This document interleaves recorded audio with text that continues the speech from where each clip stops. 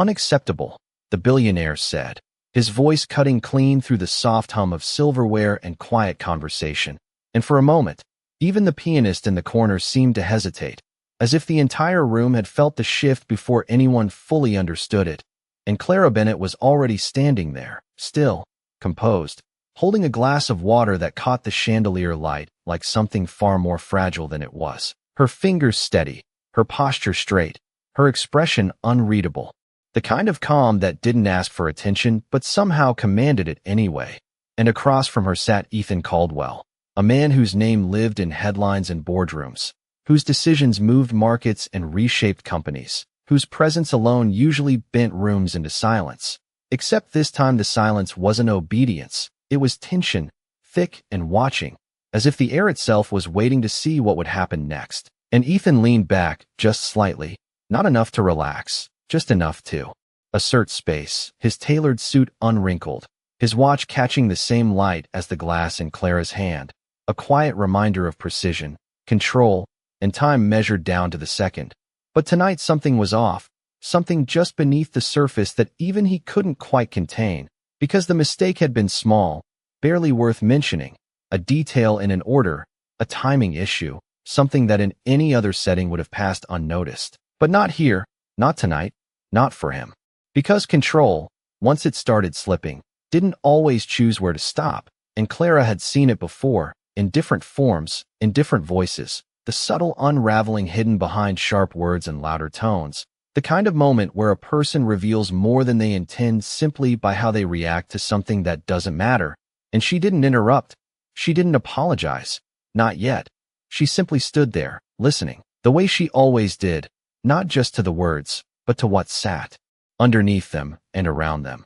The restaurant had begun to shift, conversations lowering, glances turning, forks pausing midair, people pretending not to watch while clearly watching everything. Because moments like this were rare, not because someone was raising their voice, but because something about this felt different, as if the balance of the room had tilted just enough for everyone to notice.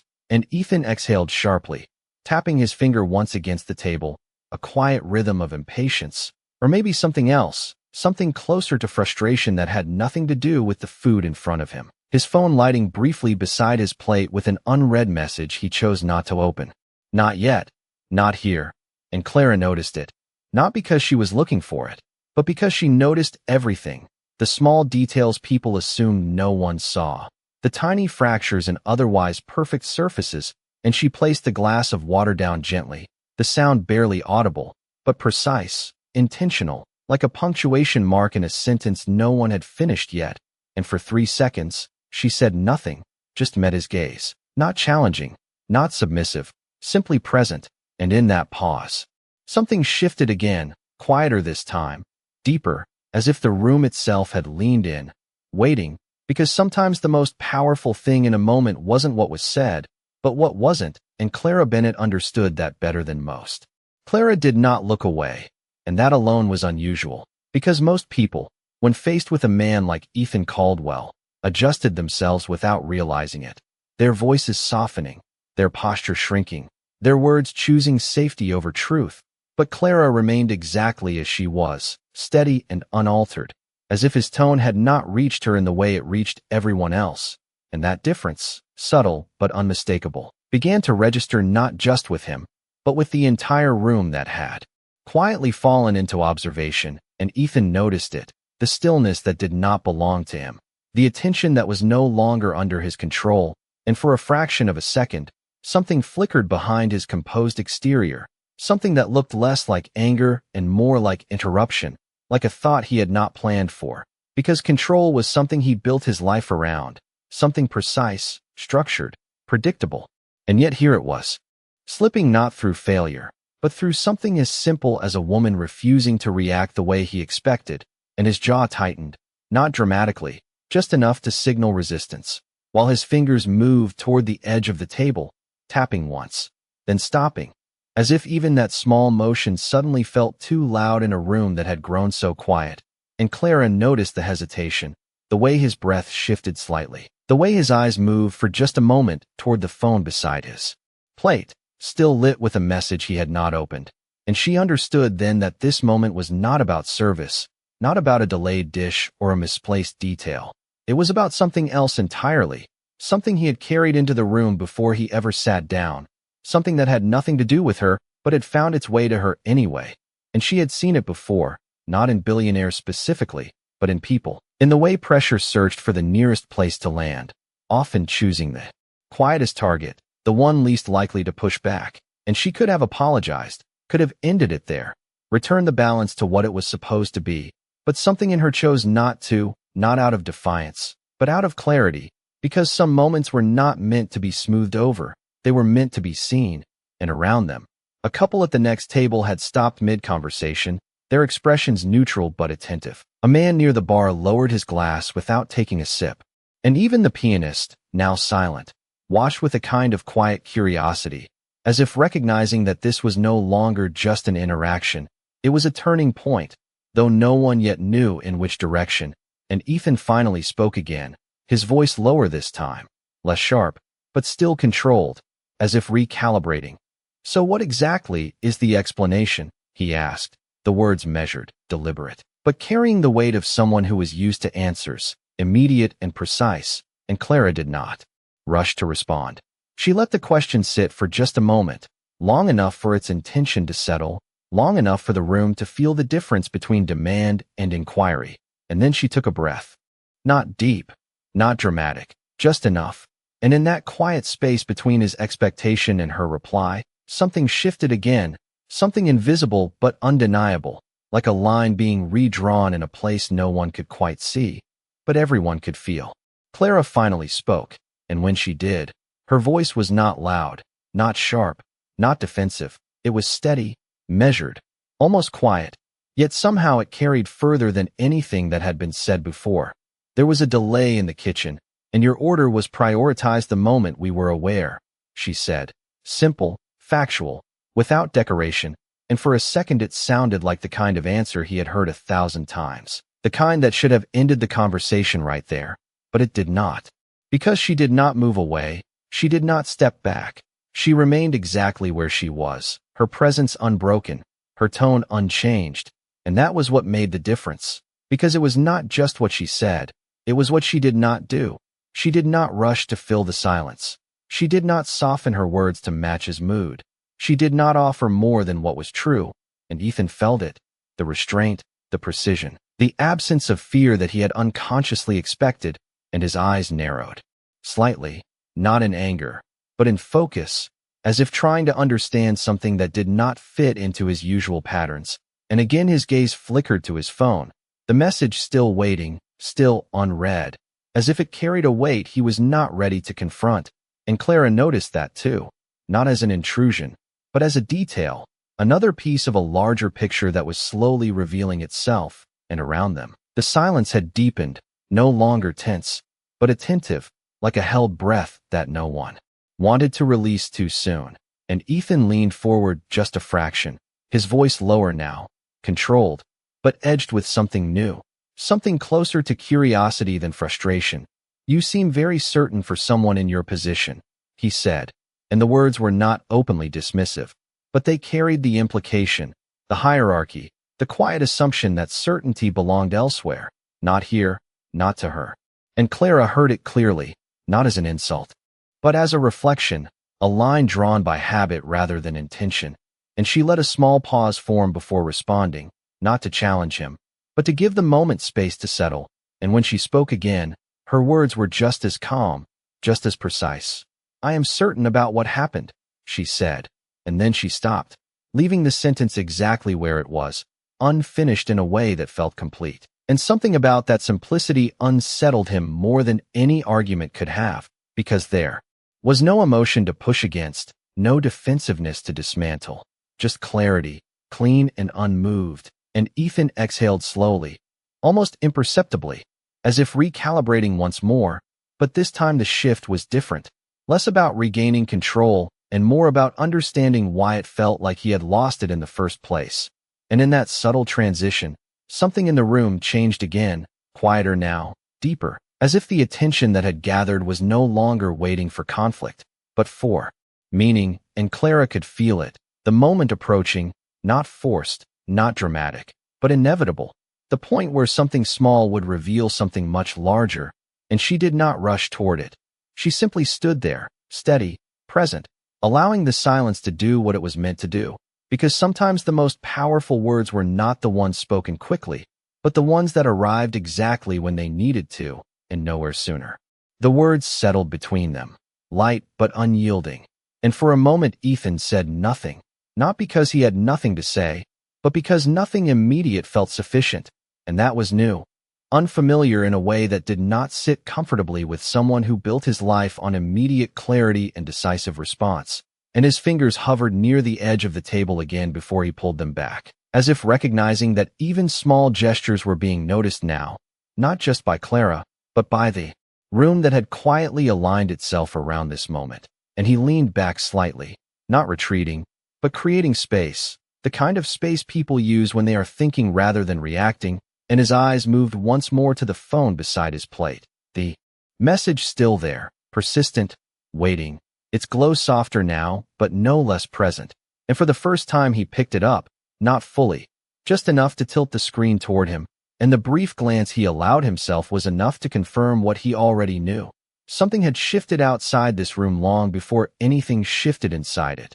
Something larger, something he could not control with a raised voice or a firm tone. And he placed the phone back down without unlocking it, as if postponing the inevitable by a few more seconds. And Clara saw that decision, the hesitation wrapped in habit, the instinct to delay what mattered while focusing on what did not. And she understood the pattern, not because she had lived his life, but because she had watched enough people carry their burdens into places that were never meant to hold them. And she remained still, not stepping away, not stepping closer, simply present, allowing the moment to unfold without interference. And Ethan exhaled. Again, slower this time, the edge in his posture softening just enough to reveal something underneath, something closer to fatigue than frustration. And when he spoke, his voice had changed, not dramatically, but enough that the difference could be felt. "You are very composed," he said, the statement almost observational, stripped of its earlier sharpness. And Clara nodded once, a small acknowledgement rather than a response, because she knew the sentence was not really about her. It was about the contrast he was beginning to notice. The difference between control that was forced and control that simply existed. And around them, the room remained quiet, but no longer tense, the attention now less about anticipation and more about recognition, as if something invisible had been revealed, and everyone present was adjusting to it in real time. And Ethan rested his hand on the table, still, no tapping, no movement, just stillness. And in that stillness, something unfamiliar surfaced. A question he had not planned to ask, not out loud, not even to himself. But it lingered there, waiting, shaped by the silence that Clara had allowed to exist. And for a brief moment, he looked at her differently, not as part of the environment, not as someone fulfilling a role, but as someone standing outside of the expectations he had placed on the situation. And that shift, subtle as it was, changed everything. Because once a person is seen differently, even slightly, the entire structure of the interaction begins to move, and Clara could feel it, the moment stretching just enough to hold what was coming next. Not rushed, not forced, but inevitable in the quietest way possible.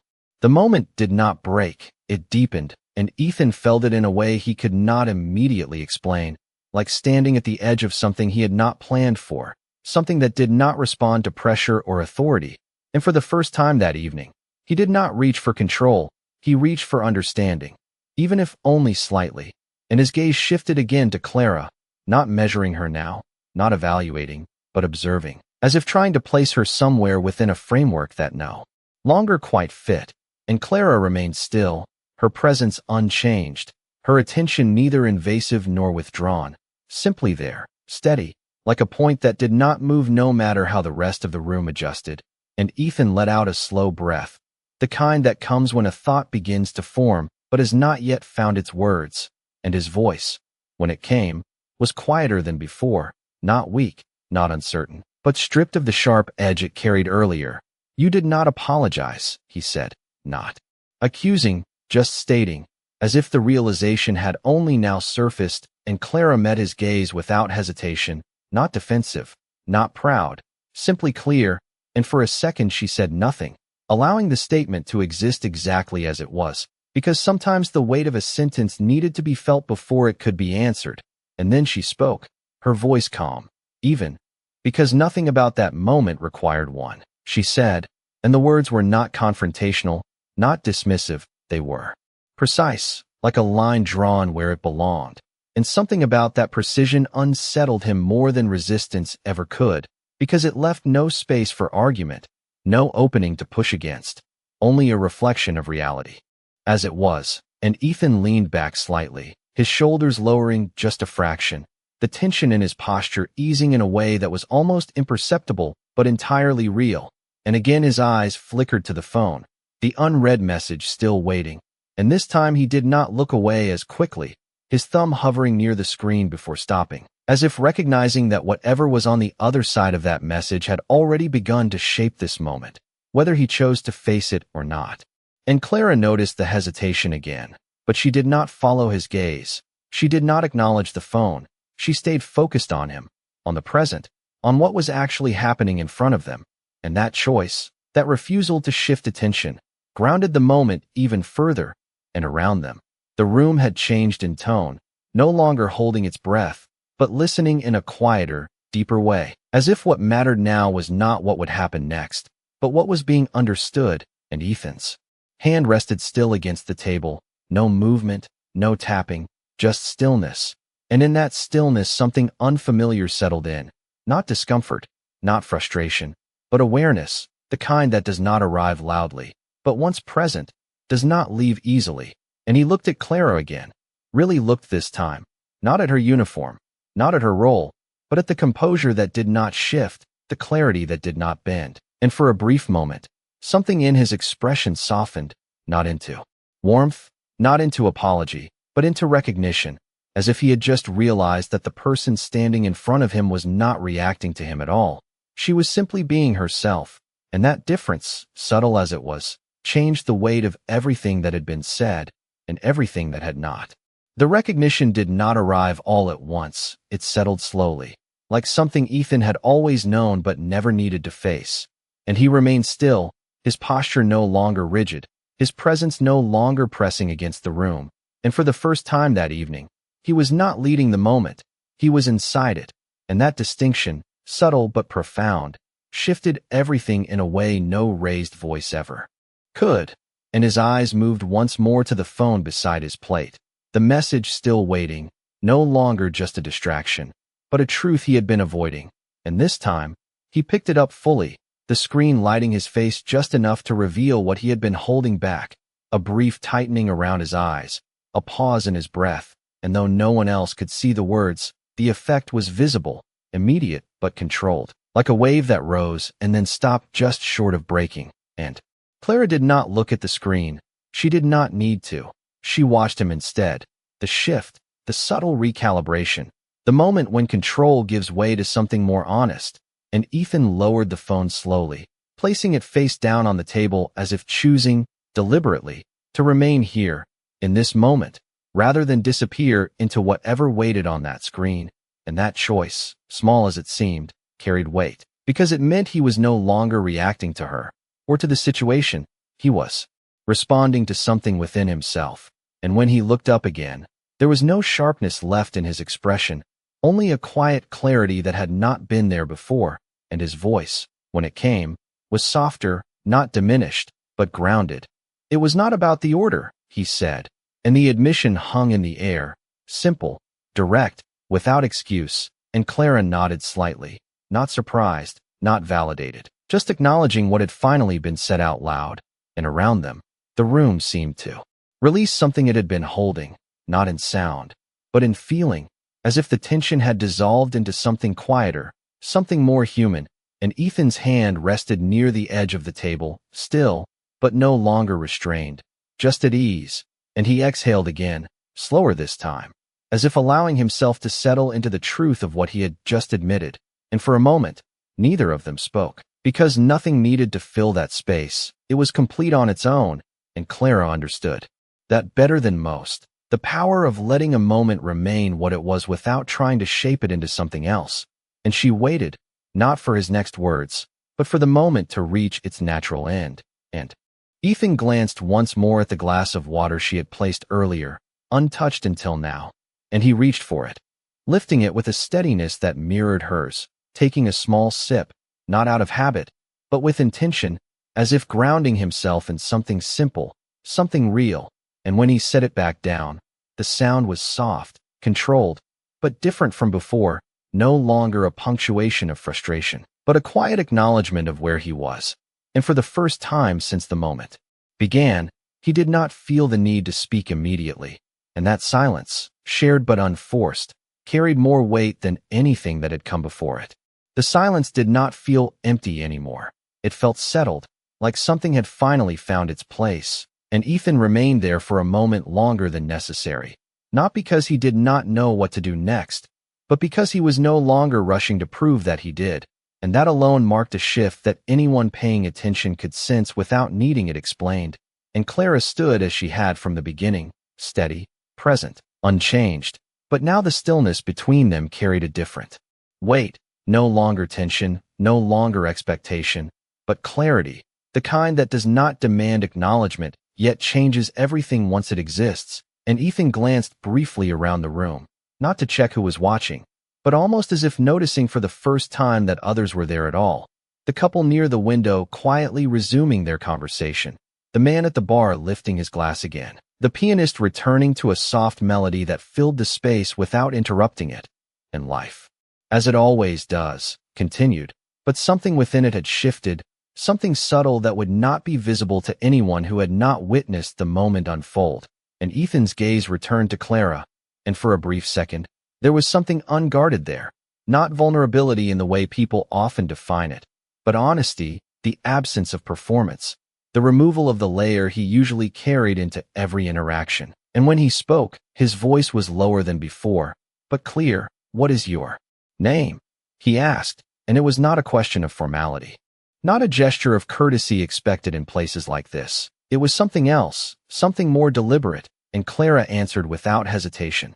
"Clara," she said, no last name, no additional explanation, just the truth as it was, and he nodded once, as if committing it to memory in a way he rarely did for people outside his world, and for a moment, that was enough, the exchange complete in its simplicity. And yet something remained, something unspoken that both of them seemed to recognize, without needing to define it. And Ethan glanced once more at the phone resting face down on the table, then back at Clara, and there was a brief pause, the kind that often precedes a decision. And then he reached into the inside pocket of his jacket, pulling out a card, not quickly, not as a reflex, but with intention, placing it gently on the table between them, not pushing it toward her, not presenting it as an offer, simply placing it there as an option. And his voice, when it came again, was measured, calm. "If you ever decide you want a different kind of work," he said, leaving the sentence open, not as a promise, not as a transaction, but as a possibility. And Clara looked at the card, then back at him, her expression unchanged, her posture still grounded, and she did not reach for it immediately, because she understood something he was only beginning to realize. That value was not something given by position or wealth. It was something carried, something that did not need to be proven. In moments like this, and the room, though no longer watching, still held a quiet awareness of what had just passed, not as a spectacle, but as a shift, small, contained, but real. And in that quiet space, Clara finally moved, not toward the card, but simply adjusting the glass slightly on the table, a small, almost invisible gesture that brought everything back to its place, as if to remind both of them that some things did not need to change in order for everything to feel different. Clara let her gaze rest on the card for a moment longer, not studying the name or the embossed lettering, but the intention behind it. And then she looked back at Ethan, her expression unchanged, calm, steady, as if the weight of what he had just offered had already been measured and understood without needing to be examined further. And she did not reach for it, not immediately, because she knew that some gestures were not meant to be accepted in haste. They were meant to be acknowledged first. And Ethan noticed that, the pause, the absence of eagerness, the lack of reaction he had come to expect from others when presented with something tied to his name, his world, his influence, and, instead of discomfort, Something else settled in. Something quieter, something closer to respect. Because for the first time in a long while, the value of what he placed on the table was not defined by how quickly it was taken, and the room around them had fully returned to its rhythm. The soft clink of glasses, the low murmur of conversation, the piano filling the background again as if nothing had happened. And yet for those who had witnessed it, something remained, an unspoken understanding. That a moment had passed that would not be repeated in quite the same way again. And Clara finally moved, not toward the card directly, but toward the edge of the table, adjusting a folded napkin that had shifted slightly, her movements precise, unhurried. The kind of care that spoke more about who she was than anything she could have said. And then, without ceremony, she picked up the card, holding it lightly between her fingers, not gripping it, not claiming it, simply holding it as one would. Hold something that might matter later, but did not need to matter now. And Ethan watched that small action closely, not because of the card itself, but because of what it revealed, that her acceptance was not driven by opportunity, but by choice. And that difference, subtle as it was, reshaped the meaning of the entire gesture. And for a moment, neither of them spoke, because nothing needed to be said to complete what had already been understood. And then Clara placed the card into the small pocket of her apron, not hidden, not displayed, just placed, as if it belonged to the same space as everything else she carried.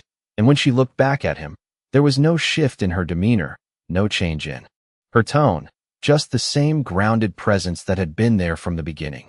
"Your meal will be ready shortly," she said, and the sentence, simple and familiar, carried a different weight now, not as part of a role, but as a continuation of something that had already moved beyond it. And Ethan nodded once, not out of habit, but with intention, acknowledging both the words and everything that had come before them. And as Clara turned to leave, her steps measured in quiet, the distance between them returning, the space resetting to what it had been before. Ethan remained seated, his hand resting lightly on the table, his gaze following her for just a second longer than necessary. And then he looked away, not toward his phone, not toward the room, but downward, as if considering something that did not require immediate action.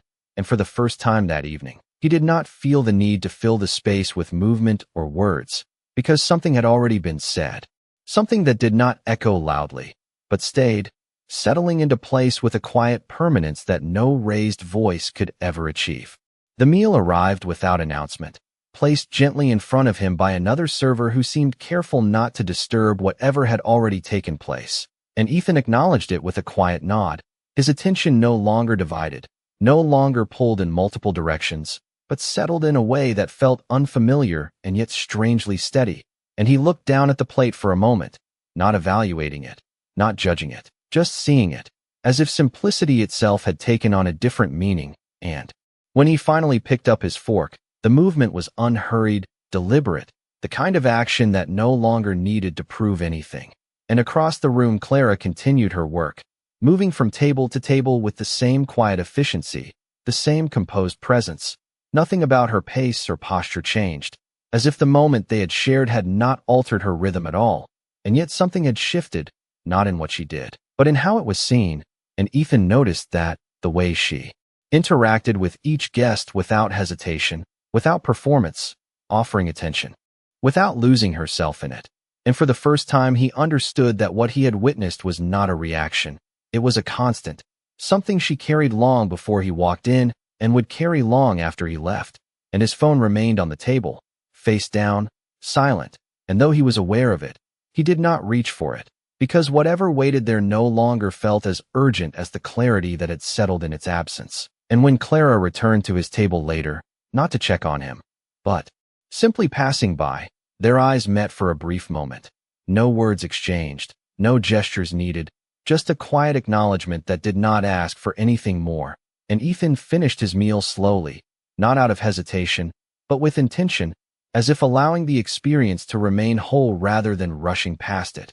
And when the check was placed on the table, he looked at it for a second longer than usual, not because of the number, but because of what the moment now represented, and he signed it. Without adding anything excessive, no unnecessary display, no attempt to redefine what had already been understood, just a clean, simple signature. And as he stood to leave, Adjusting his jacket with a familiar motion that now felt slightly different, he paused for a fraction of a second, not turning back immediately, but considering. And then he did, his gaze finding Clara once more across the room, and she met it briefly, offering nothing more than a calm, steady look, the same as before, unchanged, and that was enough, because what mattered had already been said in the spaces between